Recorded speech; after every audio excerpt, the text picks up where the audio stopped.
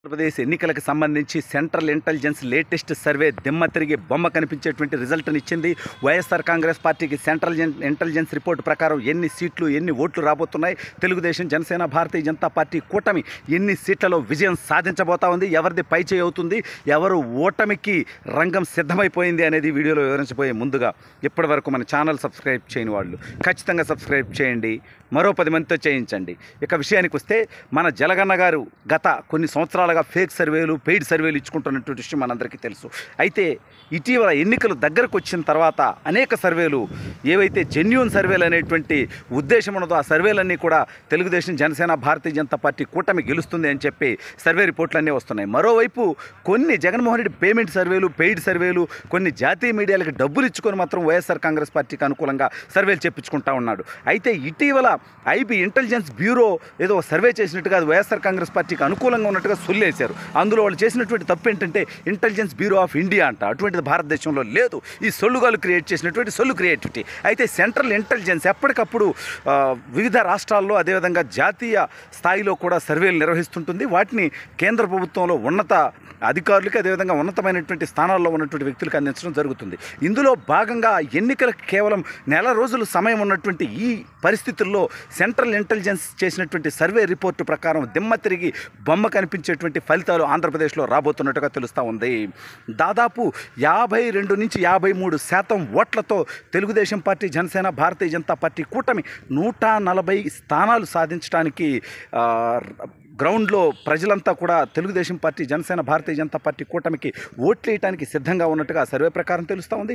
YSR Congress party 42% ఓట్లతో కేవలం 30 నుంచి 32 స్థానాలు గెలిచేటువంటి పరిస్థితి. కాంగ్రెస్ పార్టీ ఎక్కడైనా ట్రయాంగిల్ ఫైట్ ఉన్న చోట లేదా కొన్ని కీలకమైనటువంటి స్థానాల్లో ఫైట్ ఇచ్చేటువంటి అవకాశం ఉందని చెప్పి తెలుస్తూ ఉంది. కాంగ్రెస్ పార్టీ ఓవరాల్గా 3 to 4% ఓటు బ్యాంక్ సాధించేటువంటి అవకాశం ఉందని చెప్పి సర్వే రిపోర్ట్ ప్రకారం తెలుస్తూ ఉంది. ఒక్క కడప జిల్లాలో మాత్రమే వైఎస్ఆర్ కాంగ్రెస్ పార్టీ పూర్తి స్థాయిలో ఆధిపత్యం సాధించబోతున్నట్టుగా, ఇక కర్నూలు జిల్లాలో తెలుగుదేశం పార్టీ అదేవిధంగా వైఎస్ఆర్ కాంగ్రెస్ పార్టీ రెండింటి కూడా చెరి సగం అంటే దాదాపుగా సగం స్థానాలు వచ్చేటువంటి పరిస్థితి. చిత్తూరు జిల్లాలో వైఎస్ఆర్ కాంగ్రెస్ పార్టీ ప్రభావం కొంత ఉన్నటువంటి పరిస్థితి.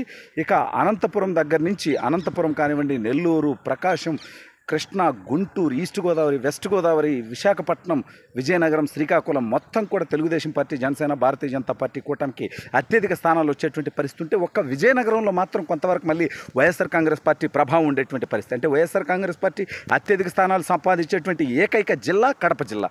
అదేవిధంగా ఆ పార్టీ ప్రభావం ఉండి కొంతవరకు వాళ్ళు సీట్లు సాధించగలిగినటువంటి జిల్లాలుగా కర్నూలు జిల్లా, చిత్తూరు జిల్లా, విజయనగరం జిల్లా మాత్రమే సెంట్రల్ ఇంటెలిజెన్స్ సర్వే రిపోర్టు ప్రకారం తెలుస్తూ ఉంది. అదేవిధంగా ఎంపీ స్థానాల విషయానికి వచ్చేసరికి 22 ఎంపీ స్థానాలు తెలుగుదేశం పార్టీ జనసేన భారతీయ జనతా పార్టీ కూటమికి వచ్చేటువంటి పరిస్థితి ఉంటే కేవలం 3 స్థానాల్లో మాత్రమే వైఎస్ఆర్ కాంగ్రెస్ పార్టీకి అవకాశం ఉన్నట్టుగా తెలుస్తూ ఉంది.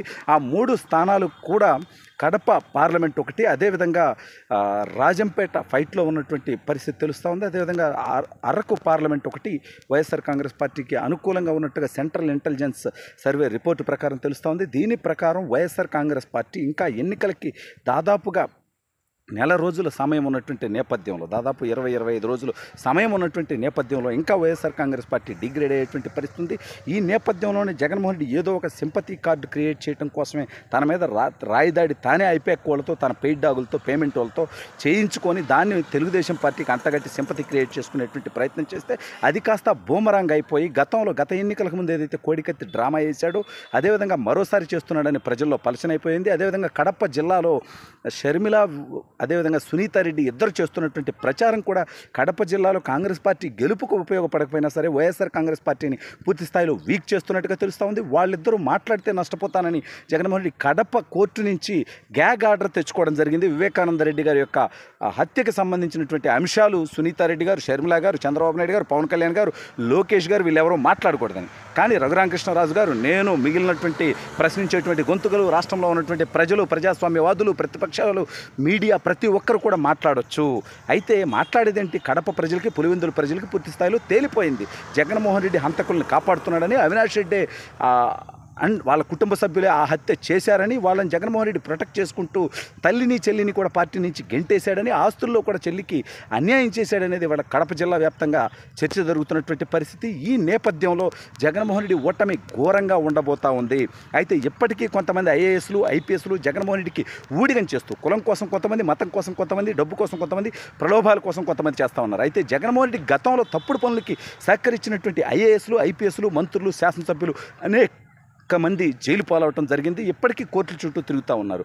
ఈసారి జగన్మోహన్ రెడ్డి తప్పుడు పనులకు సహకరించేటువంటి ఐఏఎస్లు ఐపీఎస్లు మంత్రులు శాసనసభ్యులు పారిశ్రామికవేత్తలు వైఎస్ఆర్ కాంగ్రెస్ పార్టీ నాయకులు పోలీసులు ప్రభుత్వ అధికారులు అందరూ రాబోయే రోజుల్లో జగన్ చేసినటువంటి తప్పుడు పనులకి బలయ్యి వాళ్ళు చట్టం ముందు దోషులుగా నిలబడేటువంటి పరిస్థితి. ఏది ఏమైనప్పటికీ సెంట్రల్ ఇంటెలిజెన్స్ సర్వే ప్రకారం ఎన్నికలకి ఇంకా దాదాపు 25 రోజుల సమయం ఉన్నటువంటి ఈ నేపథ్యంలో ఇప్పుడు తెలుగుదేశం పార్టీ, జనసేన, భారతీయ జనతా పార్టీ కూటమి 140కి పైగా స్థానాలు వస్తాయని చెప్పి తేల్చి చెప్పింది.